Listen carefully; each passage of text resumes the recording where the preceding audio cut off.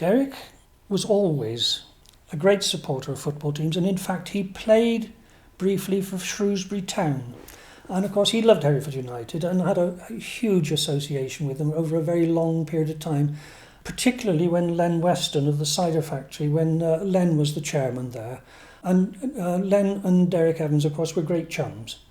And every time there was a cup run, inevitably it would involve going out to Muchmarkle when they were listening on the radio to the draw for the next round of the FA Cup and all the rest of it. And Len would then have to bring out some of his best cider and they'd have to swap stories, and it was fun all round.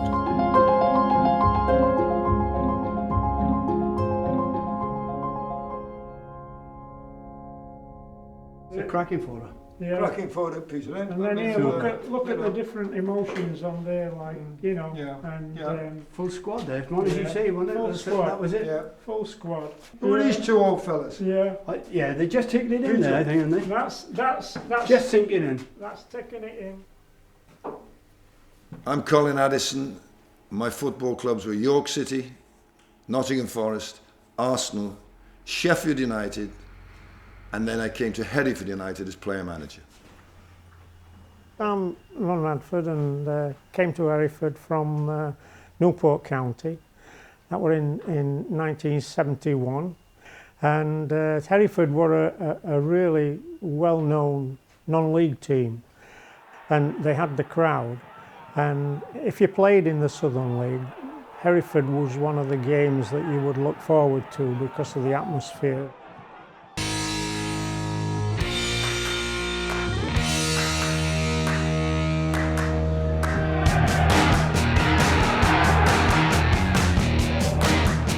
The Studio Files charted Hereford United's successes and failures over 50 years. This special place on the right is called Edgar Street, the home of Hereford FC at the present time, but when I used to go there, it was called Hereford United back in the 70s when their great cup winning side was in motion with Ronnie Radford and Colin Addison. A lot of the players would come over to the Oxford Arms, which is quite near to the ground, and play in the card teams there, and they were just part-time players. They worked in the city or wherever they came from, and they weren't full-time professionals. Formed in 1924, Hereford United has played football at Edgar Street for the past 94 years. Undoubtedly, the club's most famous moment was the 1972 FA Cup third-round giant killing of First Division's Newcastle United and Ronnie Radford's legendary 35-yard killer goal. Today, over 45 years later, pundits still list it among the all-time greats. Well, it's something I'm always going to remember because the result, the atmosphere, the number of people that packed into Edgar Street, Ronnie Radford's goal. The game at Hereford got postponed, I think, 4 or 5 times, so they played the replay on what was otherwise the 4th round day. So the main commentators were doing that, and they sent me as the junior man along to Hereford to sort of sweep up what they thought would be a formality victory for Newcastle. At the time, you have to remember that the county of Herefordshire was undergoing a lot of change. It was at the time of the merger with Worcestershire. So the exploits of Hereford United actually came to represent the county in the outside world, and everybody took so much more interest in Hereford United. They were fighting the cause of the county, if you like. And every car had stickers on them saying, "Say no to the merger," you know. And next to that was the Hereford United badge or poster, you know. And it was just a tremendous time. The atmosphere, the fervour, if you like, around the town.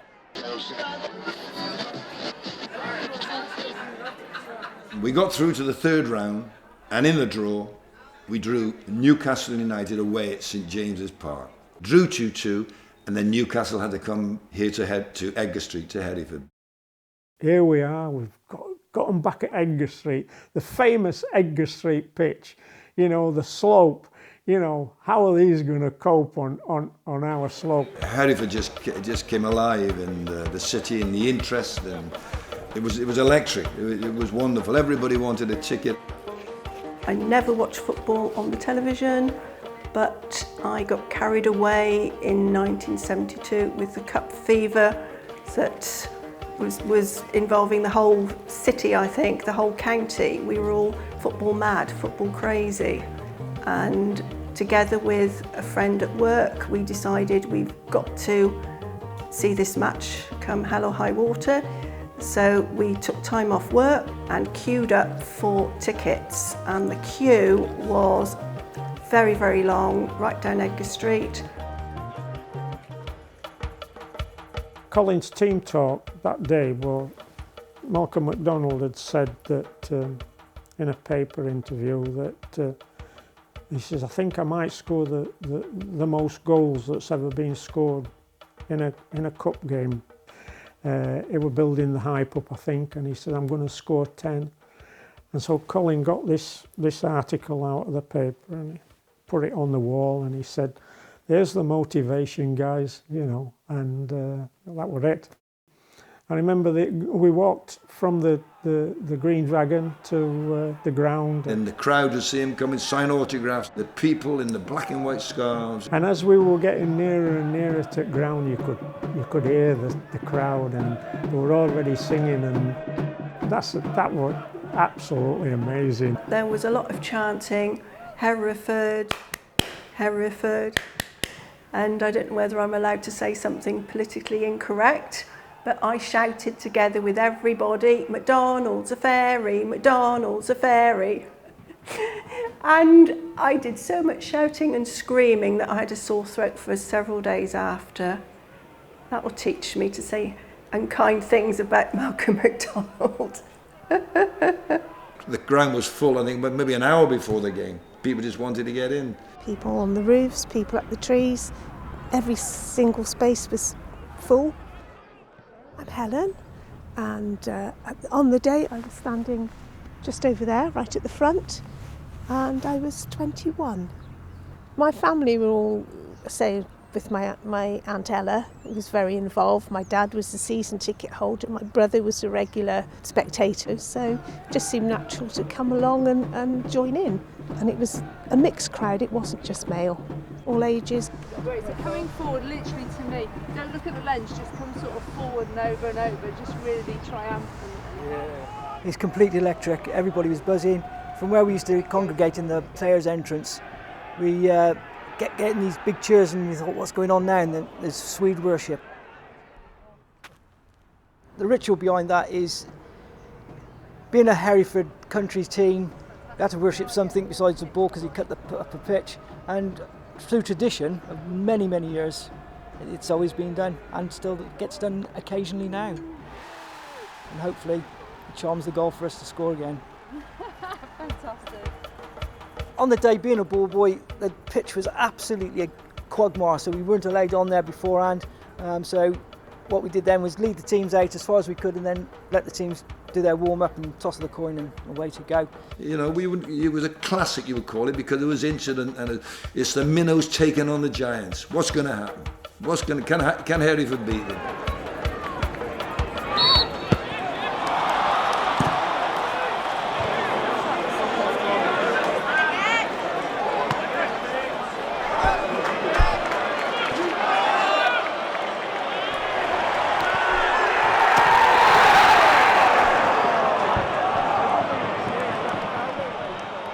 Derrick's had the assignment from the big newspapers in Fleet Street to get the images, to get the important images of the match. At that time, I was a fully fledged mod in the Parker. They were processing the film at Barton Road. So my friend and I were responsible for getting these films from the football match to Barton Road to be sent to Fleet Street. And then they'd be printed in the papers the next day. And I can vividly remember a man waiting for us, and he was told to expect some scooters, Lambrettas, to arrive. And when he heard them coming, he opened the door and he said, right, and he grabbed them and he took them away. And he said, get back to the pitch, get back to the match. So we drove back. But we were doing it in relays. So when one was away, the other was still by the touchline. But ironically, I missed all the goals.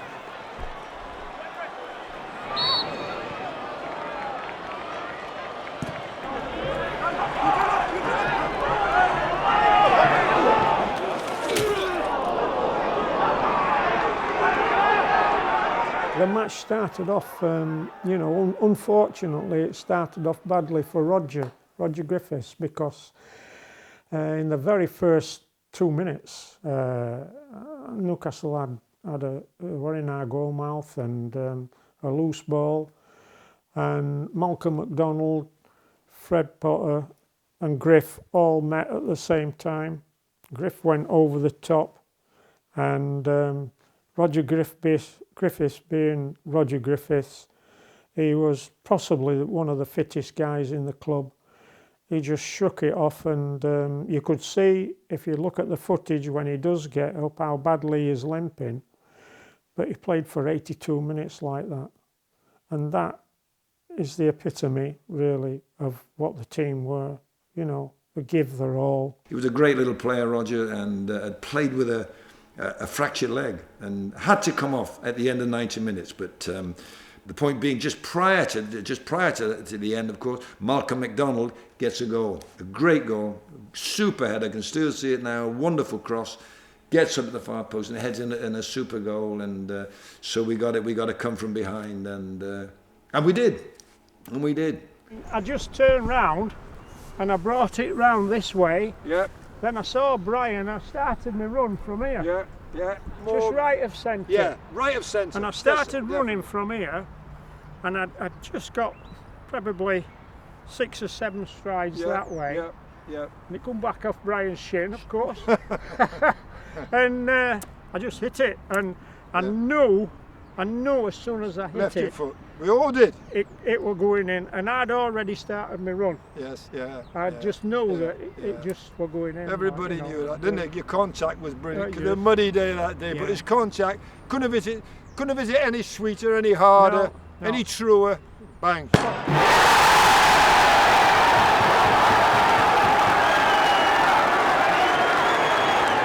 If you saw it all your life, you would remember that goal. And bearing in mind, you had an international goalkeeper in Ian McFall in the goal, and he couldn't get anywhere near it.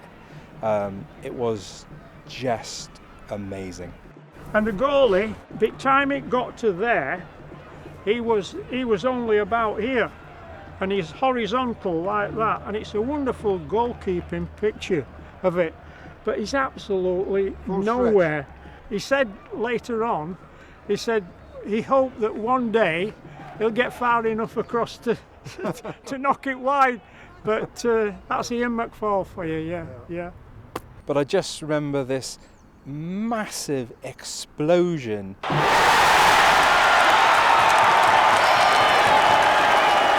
of noise, a cacophony of noise, people just hugging and screaming. I remember people saying to me, who weren't at the game, they were up on top of Elston Hill, and up, somebody said up Topsley where I live, could hear the cheer.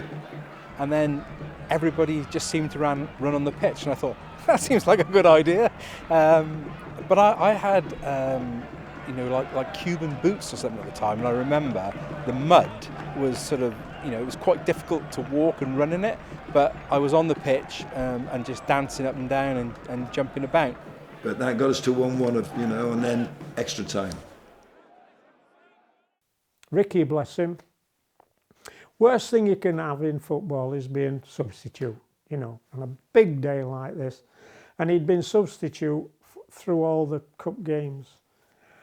And it was fitting that this lad come on and scored the winner. When the final whistle blew, it was just like a sea of black and white. And people were they couldn't get on the pitch far enough. They were lifting the players up in the air. It was just fantastic.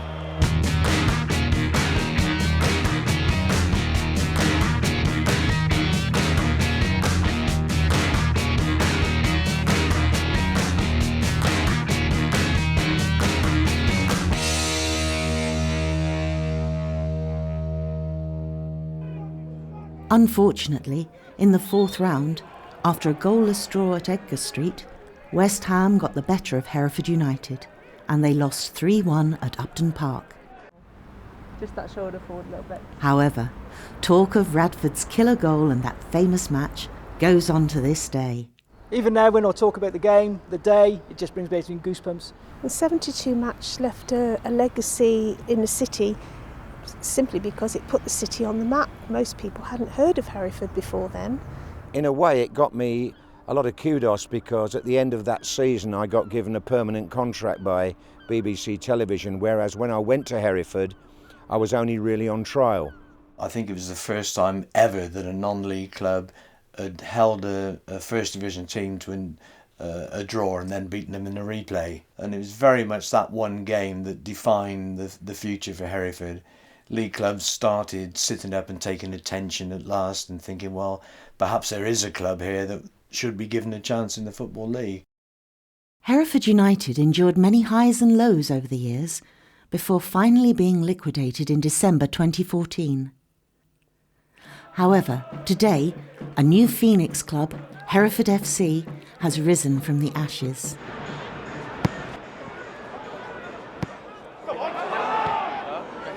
So the community spirit is really, at this stage, greater than it's ever been in the history of the club. When you see the crowd like we've had all these years, I mean, these last 3 seasons have been fantastic, and that shows you what the Hereford people think of their football team.